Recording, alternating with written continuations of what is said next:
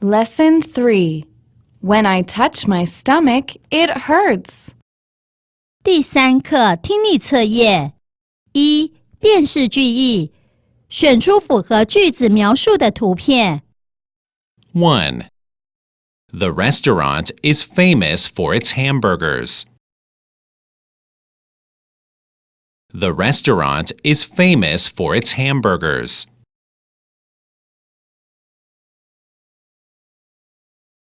2.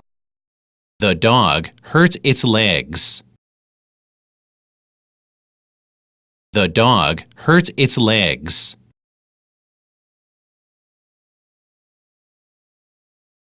3. The boy has to stay away from bees. The boy has to stay away from bees.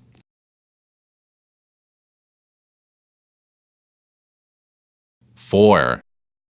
Jason was sick because he ate too much yesterday. Jason was sick because he ate too much yesterday.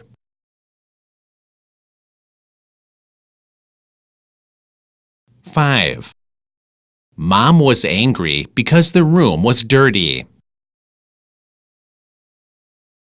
Mom was angry because the room was dirty.